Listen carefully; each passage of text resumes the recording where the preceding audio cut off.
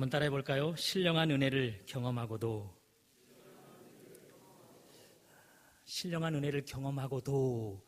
그 뒤에 어떤 내용이 나오면 좋겠습니까? 신령한 은혜를 경험하고도 신령한 은혜를 헛되이 낭비하는 사람이 있고, 신령한 은혜를 경험하고도 더 경험하는 사람이 있겠죠. 우리는 첫 번째, 두 번째 어디에 속하기를 원하는지요? 오늘 주제인 신령한 은혜, 사도 바울은 1절에서 4절까지 이렇게 이야기합니다. 예를 들면 우리가 이미 경험한 구원이죠. 여러분과 제가 과거 어느 시점에서 죄의 권세 아래 놓여 있을 때, 죄의 권세 아래 꼼짝없이 전락당하여 살아가고 있을 때, 그 어느 순간 하나님이 우리를 방문하셨죠. 그리고 당신의 통치 아래 놓으셔서 내 백성 내놓으라, 내 자녀 내놓으라 말씀하시며 여러분과 저를 그 죄의 권세에게서 탈출시키셨습니다. 그뿐 아니죠. 당신의 아들 예수 그리스도를 이 땅에 보내셔서 십자가 위에 못 박히게 하시고 온몸을 내어주시며 또한 온몸의 피를 한 방울도 남김없이 우리를 위해 내어주심으로 말미암아 여러분과 제가 새로운 피조물, 하나님의 백성 구원받게 되었지요. 그것이 바로 오늘 사도 바울이 이야기해주는 1절에서 4절까지의 신령한 은혜입니다. 우리 조상들이, 과거 이스라엘 백성들, 특별히 그 구약의 우리 조상들이 그런 신령한 은혜를 하나님께 경험했음을 사도 바울이 이야기해주고 있습니다. 사도 바울이 이렇게 우리 조상들이 경험한 신령한 은혜를 언급하는 이유가 무엇인가 본문을 봤더니 여러분은 어떻게 생각하세요? 자, 신령한 은혜를 받았습니다. 신령한 은혜를 경험했습니다. 그렇다면 뒤따르는 내용이 논리상 신령한 삶을 살았더라라고 펼쳐져야 되지 않겠습니까? 신령한 은혜를 경험했으니 신령한 삶이 뒤따랐더라, 이렇게 긍정적인 내용이 뒤따라야 할 건데 오늘 5절은 전혀 반대입니다. 5절 다 같이 보시면, 그러나 그들의 다수를 하나님이 기뻐하지 아니하였으므로 그들이 광야에서 멸망을 받았느니라. 쉬운 성경으로 이 본문을 풀어보면 그들은 죽어서 그 시체가 여기저기 흩어지게 되었다. 신령한 은혜를 경험하고도 그들은 멸망했답니다. 하나님을 기쁘게 하지 못하여 하나님께 멸망받아 즐비한 시체들이 되어 광야에 여기저기 흩어져 짐승의 밥이 되고 말았다. 사도 바울은 이야기해주고 있습니다. 어떤 일로 하나님을 기쁘게 해드리지 못했을까요? 그들이 행한 악한 행위들이죠. 7절의 우상숭배가 바로 그들이 행한 악한 일들이었죠. 8절의 음행이 그것입니다. 그리고 9절에 하나님을 시험한 일이 그것입니다. 그리고 10절에 말로, 입술로 하나님을 원망했던 일, 그런 악한 행위를 이들은 즐겼습니다. 그저 행할 뿐만 아니라 즐기도록 이 악을 행하였습니다. 그것이 하나님을 기쁘게 하지 못하였고 결국 신령한 은혜를 하나님 앞에 풍성하게 받아 경험하고도 멸망하고 말았다. 사도 바울은 이야기해주고 있습니다. 1절을 여러분은 주목하셔 보셨습니까? 1절 중반절, 우리 조상들이 다 구름 아래에 있고, 우리 조상들 중에 한 사람도 빠짐없이 다, 모두가 다 신령한 은혜를 경험하였다라고 이야기하는데, 그들 가운데 대다수, 5절을 보시면 그러나 그들의 다수를 하나님이 기뻐하지 아니하셨으므로 그들이 광야에서 멸망을 받았느니라. 다 신령한 은혜를 경험하였는데 다수가 멸망하고 말았답니다. 여러분과 저는 잘 알죠? 이 다수는 우리가 잘 아는 대로 다수, 거의 대부분입니다. 갈렙과 여호수아 외에는 멸망당하지 않은 사람이 한 사람도 없습니다. 다 멸망당해버리고 말았습니다.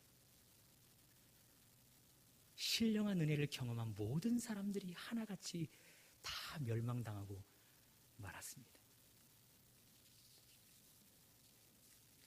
바울이 우리 조상들의 이런 씁쓸한 역사를 적나라하게 표현하는 이유는 6절이지요. 다 같이 한번 읽어봅니다. 시작. 이러한 일은 우리의 본보기가 되어 우리로 하여금 그들이 악을 즐겨한 것 같이 즐겨하는 자가 되지 않게 하려 함이니, 이 일을 본보기로 삼으라는 것이죠. 그래서 이 말씀을 해주는 것입니다. 또 11절 다 같이 읽어봅니다. 시작. 그들에게 일어난 이런 일은 본보기가 되고 또한 말세를 만난 우리를 깨우치기 위하여 기록되었느니라. 이 조상들의 이 일들, 멸망당한 이 일들이 우리에게 본보기가 되어 말세를 살아가는 우리에게 깨우침이 되기를 원하여 사도 바울은 이 성경을 기록하여 우리에게 증거하고 있는 것입니다. 고린도 교인들아, 잘 들어라. 너희의 조상들이 다 신령한 은혜를 경험하였다. 그러나 다 멸망하고 말았다. 악을 즐겨 행하다가 하나도 빠짐없이 멸망하고 말았다. 너희들이라고 예외가 될 수 없다. 우리 조상들을 본보기로 삼지 않으면, 그리고 이 본보기로 삼아 깨우침이 없으면, 삶의 돌이킴이 없으면 신령한 은혜를 경험하고 있는 너희들 역시도 이 멸망을 피해갈 수가 없다. 즐비한 시체들이 되어 교회당 안에서 여기저기 흩어져 뒹굴 것이며, 교회 안에 부패하여 악취를 풍길 것이며, 건강한 교인들을 걸려 넘어지게 하는 걸림돌이 될 것이라. 그렇게 이야기해 주고 있습니다. 말씀에 의거해서 경고합니다. 여러분이 신령한 은혜를 경험하셨습니까? 분명하게 들으십시오. 과거 경험된 신령한 은혜가 여러분의 내일을 보장해 주지 못합니다. 어제의 신령한 은혜가, 과거 경험한 구원이, 과거 경험한 성령 충만이, 기도 응답이, 이런 것들이 여러분을 지켜주지 못합니다. 또 하나님으로부터 부여받은 직분, 그것도 역시 신령한 은혜라 할 수 있을 것인데요, 그 직분이 여러분을 지켜주지 못합니다. 그 어떤 직분도 멸망당함을 피해가게 하지 못합니다.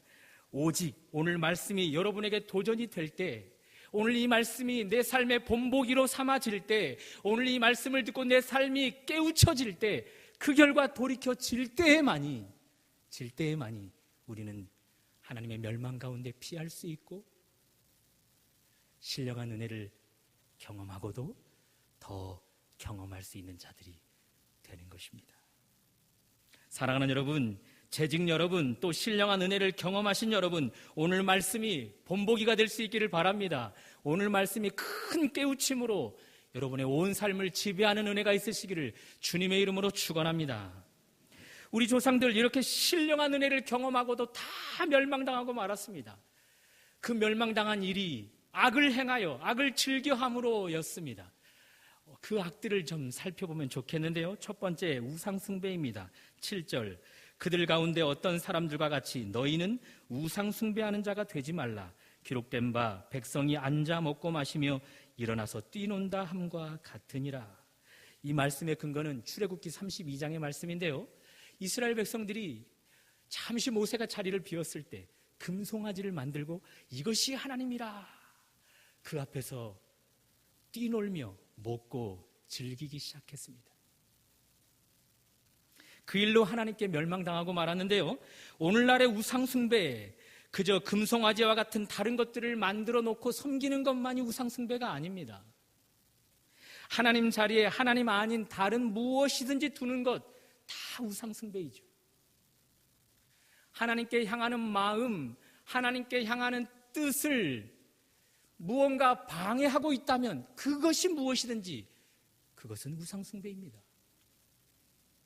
자식이 그럴 수 있고요, 배우자가 그럴 수 있고요, 돈이 그럴 수 있고요, 또 명품, 또 기타 등등의 여러 가지 것들이 우리의 관심을 하나님에게서 돌이키게 하는 것이라면 다 우상숭배입니다. 8년간의 사역기간을 돌아보았습니다. 저 역시 자주 우상숭배에 빠졌더군요. 자식, 배우자에게 자주 마음을 빼앗겼습니다. 단벌로 살아가고 대부분 옷은 얻어 입고 옷을 사더라도 세워져 있는 것이 아니라 누워 있는 것만.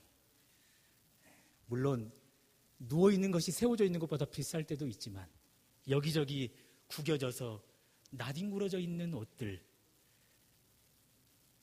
2월 상품들, 대박 세일 상품들, 그것에만 눈길을 주고 그런 상품만을 골라야 하는 아내를 보면서 자꾸 돈에 마음이 빼앗겼습니다. 이것 사달라 저것 사달라 떼를 쓰는 아이들, 거절하고 거절해도 떼를 쓰는 아이들 앞에서 때때로 돈에 마음이 빼앗겼습니다. 사역을 할 때도 그랬습니다. 하나님의 뜻과 하나님의 은혜의 통로가 되는 것이 사역자의 본분인데 사람들에게 인기를 얻고자 할 때가 참 많이 있었습니다. 큰 개념으로 보면 저의 이런 모습들이 다 우상숭배였던 것이죠. 그런 일들로 하나님을 기쁘시게 하지 못했습니다. 하나님이 그런 저를 오늘 본문의 조상들과 같이 대했다면 저는 이미 멸망당했죠. 이미 시신이 되어서 교회 안에서 악취를 풍기고 건강한 교인들을 넘어뜨리는 그런 존재로 살아왔던 것이죠. 그런 의미에서 교회 앞에, 성도님들 앞에 죄송합니다. 제가 영적으로 죽은 시신이 되어 있었을 때가 참 많았습니다. 악취나게 하는 존재였었습니다. 천국을 향해 걸어가는 여러분의 신앙 여정 가운데 걸림돌이 되었었습니다. 죄송합니다. 재직 여러분들은 어떻습니까? 우상 숭배에 대해서 자유로우십니까? 요즘 내 마음을 빼앗아가는 것이 없으신지요? 내 마음을 자꾸 하나님에게서 다른 쪽으로 향하게 하는 것 없으신지요? 하나님께 예배 드리는 일을 방해하고 하나님을 만나는 일을 소홀히 하게 하는 것은 없는지요? 하나님 자리에 하나님 아닌 다른 것들을 두고 섬기고 있는 것들은 없는지요? 그런 것들로 하나님을 기쁘시게 하지 못하고 있다면 무엇인지 점검해 보셔야 합니다. 그리고 그런 것들이 있다면 동일합니다. 그런 여러분들을 오늘 본문의 조상들처럼 하나님이 여러분을 대하셨다면 여러분들 역시도 이미 다 멸망당했습니다. 이미 시신이 되어서 부패한 악취를 풍기는 존재들이 되고 말았습니다. 저와 함께 건강한 교인들 앞에서 우상숭배하였음을 회개하면 어떨까요? 이렇게 우리 조상들 우상숭배, 그 악을 즐김으로 말미암아 하나님 앞에 신령한 은혜를 받았음에도 불구하고 다 멸망당하고 말았습니다. 두 번째, 이들이 악을 행한 것은 음행입니다. 음행. 8절입니다. 그들 중에 어떤 사람들이 음행하다가 하루에 23,000명이 죽었으니 우리는 그들과 같이 음행하지 말자. 이것의 배경은 민수기 25장인데요. 우리 조상들이 그리고 심지어 지도자들까지 합세하여서 다 음행하다가 하나님께 멸망을 받아 죽고 말았습니다. 성, 그것은 하나님이 인간에게 주신 선물 중에 가장 최고의 선물이 아닐까 생각합니다. 참으로 아름다운 것이죠. 법적인 부부가 은밀한 가운데 성적 교감을 나누는 것, 영적으로 큰 의미를 가집니다. 먼 훗날 하나님 나라에서 참 신랑이신 예수 그리스도와 신부인 여러분과 제가 누릴 신비한 사랑을 느낄 수 있는, 어렴풋이라도 느낄 수 있는 그런 사랑이기 때문에 그렇습니다. 그것을 느끼고 경험하도록 우리 하나님께서 우리에게 아름다운 성을 선물로 주신 것이지요. 그러나 이 귀한 선물, 성이 잘못 사용하면 혼전 관계로 결혼 밖에서 나누는 성으로 사용될 때는 무시무시한 괴물로 변해버리고 맙니다. 고린도전서 6장 18절, 사람이 범하는 죄마다 몸 밖에 있거니와 음행하는 자는 자기 몸의 죄를 범하느니라. 다른 모든 죄는 몸 밖에 있는데 음행의 죄, 성을 왜곡시키는 죄는 몸 안에 그 죄를 간직한답니다. 몸 깊숙이 그 죄가 박혀버리는 것이죠. 뺄래야 뺄 수 없는 아주 악한 죄로 박혀버리는 것이죠. 그래서 몸이 기억하게 됩니다. 그 몸에 깊숙이 박힌 왜곡된 성은 살아가는 내내 그 사람을 괴롭히지요. 예를 들어 법적인 배우자와의 사랑에 만족함을 누리지 못합니다. 끊임없이 다른 대상을 성적인 대상으로 삼고자 그 열망을 주체하지를 못하는 것이죠. 몸이 기억하기 때문에. 목마른 갈증이 계속해서 지속되는 것이죠. 두말할 것이 없습니다. 몸 깊이, 뼛속 깊이 자리 잡은 그 왜곡된 성적인 악은 참사랑, 예수님과의 사랑도 멀어지게 크나큰 손상을 입히게 되는 것이죠. 혹 우리 가운데 그런 분들은 안 계십니까? 배우자와의 사랑이 갈증으로 불만족으로 치닫고 계시는 분들은 이 자리에 안 계시는지요? 궁극적으로 신랑 예수님과의 참사랑을 자꾸자꾸 밀어내고 있는 분들은 안 계시는지요? 민수기 25장의 내용은 이런 내용입니다. 우리 조상들이 모압 여인들과 음행에 빠지고 말았습니다. 우리 하나님 너무너무나 슬퍼하시며 그들에게 진노하셨습니다. 연병을 보내어 그들을 쳤습니다. 하나둘 그 연병으로 다 멸망당하는 과정 가운데 있는데 그럼에도 불구하고 신령한 은혜를 경험한 한 남자가 이곳에서는 지금 하나님의 멸망이 임하여 멸망을 당하고 있는데 남자가 한 여인의 손을 붙잡고 장막으로 들어갑니다. 음행하기 위해서 말입니다. 그 현장을 하나님의 마음으로 아파했던 한 사람이 있었지요. 그는 비느하스입니다. 그가 창인지 혹은 칼인지 모르겠는데 그 장막으로 들어가 그것을 빼서는 남자와 여자의 배를 관통시켜버렸습니다.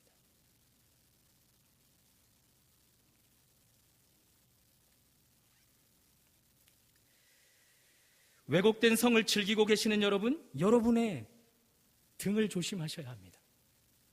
하늘에서 하나님의 창이, 하늘의 칼이 여러분의 등을 그리고 왜곡된 성을 즐기는 그 대상을 지금 꿰뚫고자 대기하고 있습니다.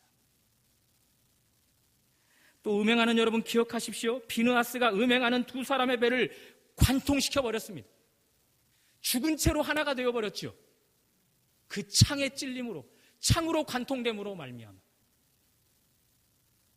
하나님은 음행하는 자를 음행하는 자와 함께 한 몸을 만들어버립니다. 음행하는 자가 음행하는 상대자와 함께 하나가 되어버리게 만듭니다. 결코 법적인 부부와 하나 되지 못하도록 합니다. 결코 참 신랑이신 그리스도 앞에 신부로 우리를 하나 되지 못하게 해버립니다.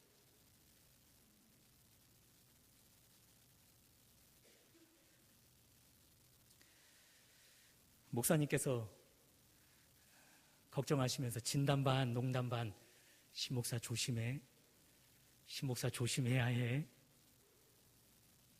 말씀하십니다. 이미 저를 8년 동안 경험하신 분들은 무슨 말씀인지 아실 텐데요. 몇몇 여자를 울렸던 과거가 있는 사람이기에 목사님께서 높아심에 자주 그 말씀을 던지십니다. 신목사 조심해, 진짜 조심해야 돼.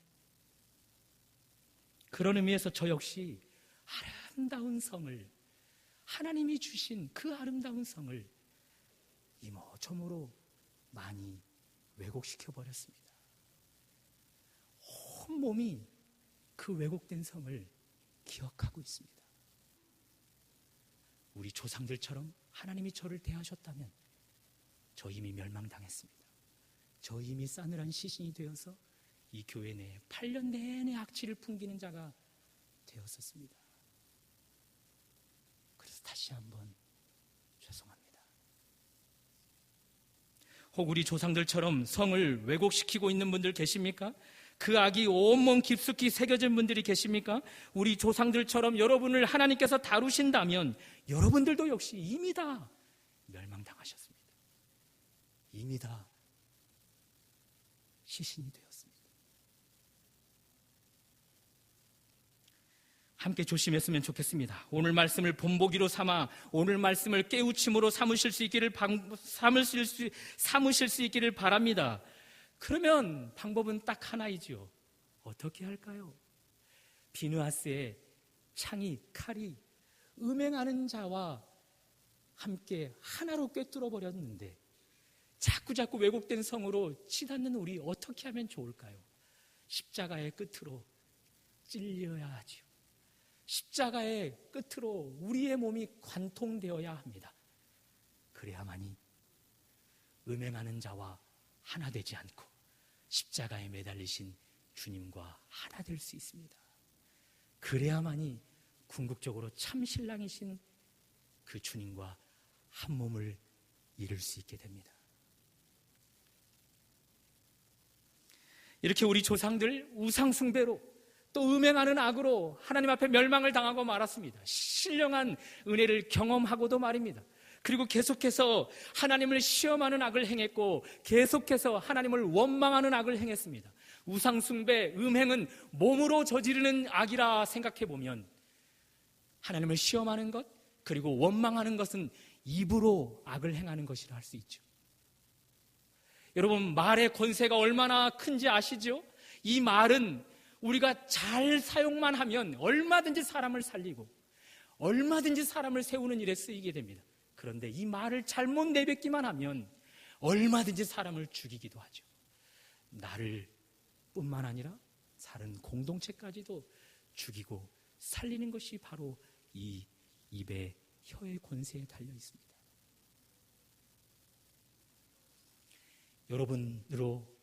여러분의 입술이 하나님을 원망하는 일, 하나님을 시험하는 일이 있었다면 여러분의 입술로 교회 가운데, 지체 가운데 누군가 아파하고 힘들어하는 일들이 있었다면 죄송합니다. 이미 여러분들은 멸망당했어야 했습니다.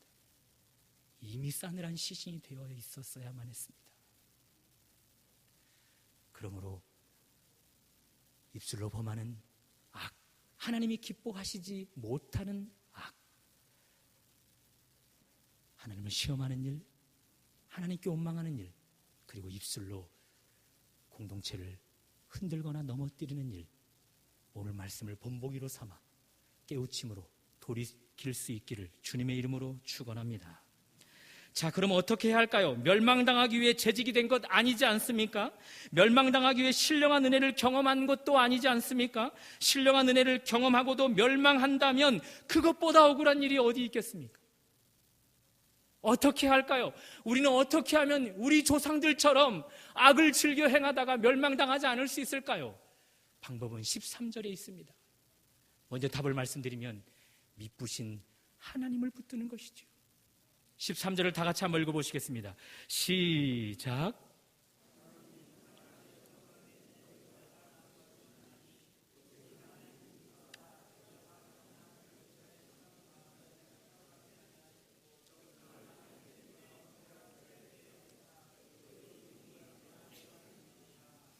오직 하나님은 미쁘사, 믿을만하신 분, 결코 믿음을 배반시키지 않는 분, 그 하나님은 미쁘신 분인데 우리 조상들에게 신령한 은혜를 경험한 그들에게 하나님은 감당할 만한 시험만 허락하셨답니다. 감당할 만한 유혹만 하나님의 큰 섭리 가운데 허락하셨답니다. 미쁘신 하나님이 그들을 넘어뜨리기 위해서 이 시험을 허락하셨겠습니까? 아닙니다. 더 궁극적인 목적, 선함을 그들이 예수 그리스도의 장성한 분량으로 신령한 은혜를 경험했으므로 더 신령해지도록 그 목적을 위해 이들에게 딱 맞는 감당할 만한 그 시험만을 허락했던 것이죠. 그러므로 이스라엘 백성들, 우리 조상들은 그 유혹 앞에서 오직 미쁘신 하나님만을 붙들었어야만 했습니다. 오직 하나님을 붙들고 하나님, 저 이 유혹, 이 시험을 이길 수 없습니다. 미쁘신 하나님, 제게 피할 길을 허락해 주십시오. 그러면 우리 하나님은 허락해 주셨을 것입니다. 미쁘신 하나님, 제가 이 시험을 감당하도록 허락해 주십시오라고 했다면 얼마든지 우리 하나님 힘을 주어 그 시험을, 유혹을 이겨나게 했을 것입니다. 그런데 우리 조상들 신령한 은혜를 경험한 뒤 내 힘으로 얼마든지 이런 유혹들을 이겨낼 수 있어, 이런 시험들 얼마든지 내가 경험한 이 신령한 은혜로 당당히 맞설 수 있어, 그러면서 교만했던 것입니다. 그들 힘으로 이 유혹 앞에 맞섰던 것이죠. 그래서 사도 바울이 이야기합니다. 그런즉 손줄로 생각하는 자는 넘어질까 조심하라. 얼마든지 넘어질 수 있는 자들로 여겼어야 했는데 나는 넘어지지 않을 거야. 다른 사람은 다 넘어져도 나는 넘어지지 않을 거야. 다른 사람은 우상 숭배를 하고, 다른 사람은 음행을 하고, 다른 사람은 입술로 원망을 하고, 다른 사람은 입술로 하나님을 시험하지만 나만은 그렇지 않을 거야 라고 손줄로 생각하다가 다 멸망해버리고 말았습니다. 재직이라는 직분을 주어 신령한 은혜를 경험하고 계시는 여러분, 중직자가 되어 목회자가 되어 하나님의 신령한 은혜를 경험하고 계시는 여러분, 어제까지 그리고 작년까지 그 신령한 은혜를 경험하여 오셨던 여러분, 우리 하나님이 여러분에게 선한 목적을 가지고 미쁘신 하나님이 여러분에게 여러 가지 유혹들, 시험들을 허락하실 것입니다. 감당할 만한 안성맞춤의 시험들만 허락하실 것입니다. 여러분이 미쁘신 하나님 앞에 의지하며 나아가면 신앙이 연약한 사람들은 피할 길을 내어주신 하나님을 경험하게 될 것입니다. 신앙이 있는 분들은 얼마든지 감당하게 하는 하나님의 능을 경험하게 될 것입니다. 미쁘신 하나님을 의지하면 말입니다.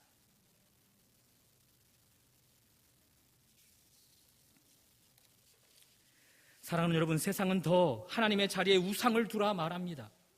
돈을 더 많이 모으라. 그 돈으로, 그 정도의 돈으로 어떻게 생활하고 어떻게 자녀 교육시키고 어떻게 노후를 보장받으려고 하느냐. 더 돈을 모으라. 언제 예배 생활하고 언제 기도 생활하느냐. 지금 그렇게 해서 당신이 어떻게 성공하겠느냐. 더 하나님 자리에 다른 무엇인가를 두도록 우리를 부추기고 있습니다. 그런 유혹들 하나님 허락하심하에 우리에게 허락되고 있습니다. 신령한 은혜를 경험하고 계시는 여러분, 미쁘신 하나님을 붙드실 수 있기를 바랍니다.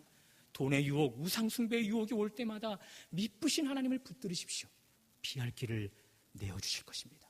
능히 감당케 하실 것입니다. 아름다운 성을 왜곡시키게 하는 그 일에 자꾸자꾸 나의 삶이 나아가고 있습니까? 멈추셔야 합니다. 오늘 말씀을 본보기로 삼아 깨우치고 돌이키셔야 합니다. 그 악의 유혹이 여러분들을 엄습해 올 때 미쁘신 하나님을 붙드십시오. 피할 길을 주실 것입니다. 능히 감당케 하실 것입니다. 그런 분들이라면 신령한 은혜를 경험하고도 멸망당하는 일 없을 것입니다. 오히려 신령한 은혜를 경험하고도 더 많은 신령한 은혜를 경험하게 될 것입니다.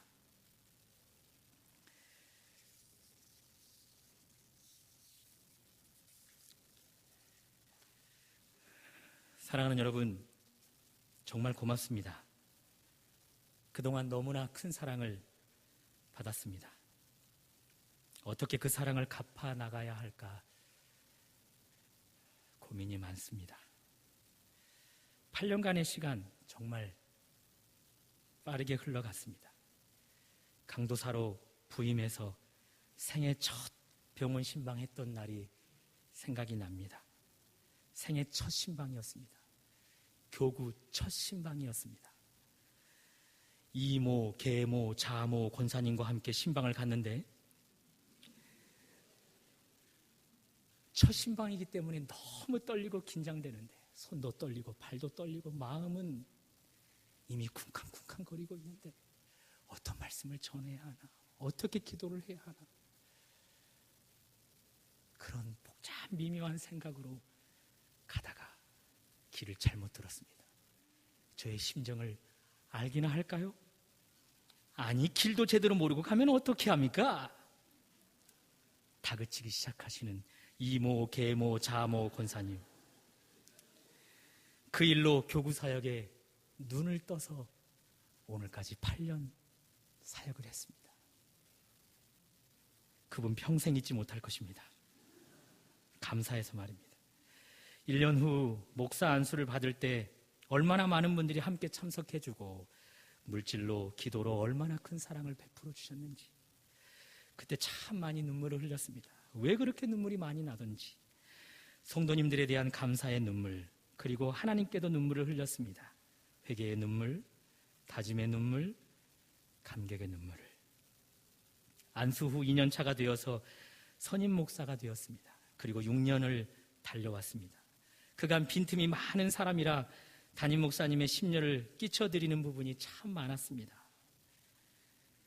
행정상의 실수도 많아 각 위원장님들께도 죄송한 일이 참 많았습니다. 그때마다 우리 장로님들 마음을 담은 쓰디쓴 충고 해주셨지요. 또 어떤 때는 아무 말 없이 손을 꼭 잡아주셨습니다. 또 힘들지요 하면서 맛있는 것도 사주셨습니다. 이런저런 좋은 거와 가르침들로 다양한 각도에서 목회를 바라볼 수 있도록 해주셔서 우리 장로님들께 너무 감사합니다. 또 8년을 지나며 몇 분이 바뀌긴 했지만 함께 동역했던 우리 동역자분들 묵묵히 저를 지지해주고 제가 옆에 있으니 힘내세요 라고 격려하고 이 모양 저 모양으로 힘을 모아주셔서 교회 공동체와 담임 목사님을 섬길 수 있었습니다. 저희 교육자들이 담임 목사님까지 해서 딱 13명입니다. 예수님과 제자들이 13명이었습니다. 13명 완전수입니다. 이제 제가 빠지면 13세 완전수가 12이 됩니다. 완전수가 되려면 한 명이 필요합니다. 제가 빠진 자리 여러분이 채워주셔서 완전수의 사역이 이루어질 수 있으면 좋겠습니다.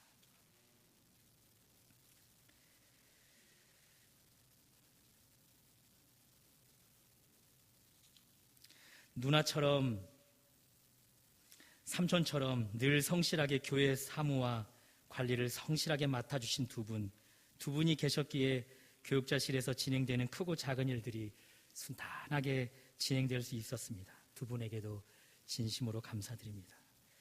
제일 미숙한 부분은 아마 설교가 아니었나 생각합니다.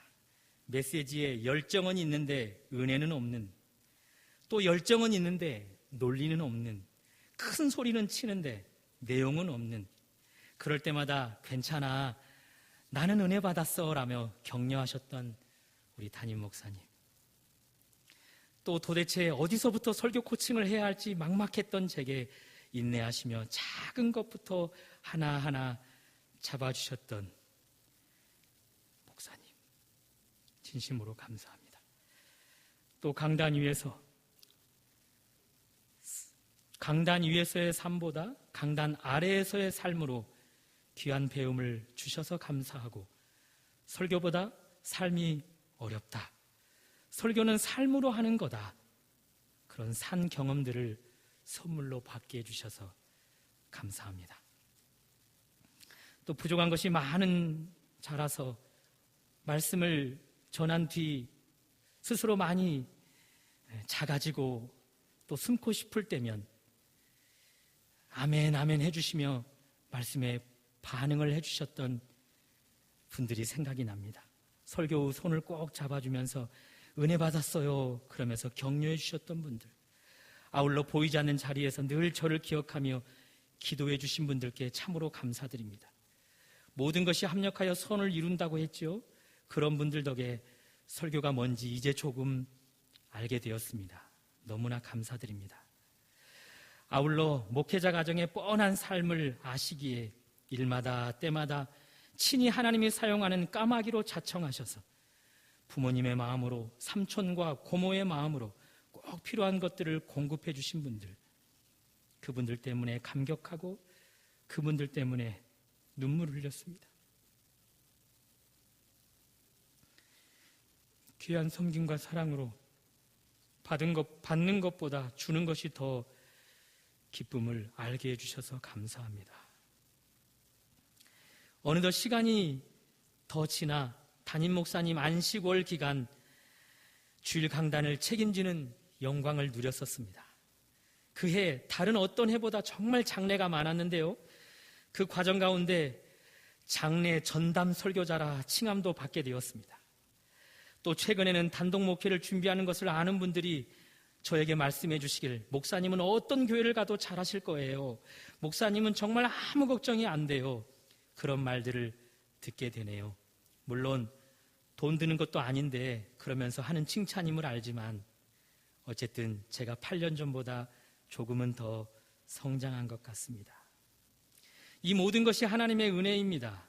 지난 8년간 정말 말로 다 할 수 없는 신령한 은혜를 경험하였습니다. 그런 의미에서 저는 신령한 은혜를 경험하고도 멸망당하는 것 원치 않습니다. 신령한 은혜를 경험하고도 더 경험하는 자가 되기를 원합니다. 그래서 오늘 이 자리를 통해서 다시 한번 다짐합니다. 육지에서 내려가 제주 특별자치도로 가서 섬기게 될 북촌교회 사역 가운데 매일매일 미쁘신 하나님을 붙들 것을 말입니다. 여러분, 제 안에는 예수님의 피가 흐릅니다. 그리고 또 하나의 피가 흐릅니다. 충신의 피가 흐릅니다. 그곳에서 사역할 때 충신의 이름으로 사역할 것입니다. 그런 제게 충신 공동체가 더 관심과 기도를 보내주시면 고맙겠습니다. 그러면 곧 좋은 소식을 그 섬에서 육지에 있는 충신교회로 들려지게 할 것입니다. 충신교회의 표, 주님이 원하시는 바로 그 교회가 제주시 북촌마을에 하나 더 세워졌다는 소식을 말입니다. 그런 바람으로 최선을 다하겠습니다. 다시 한번 저와 아내와 두 자녀를 사랑해 주시고 아껴 주시고 위해서 기도해 주신 우리 모든 충신교회 성도님들에게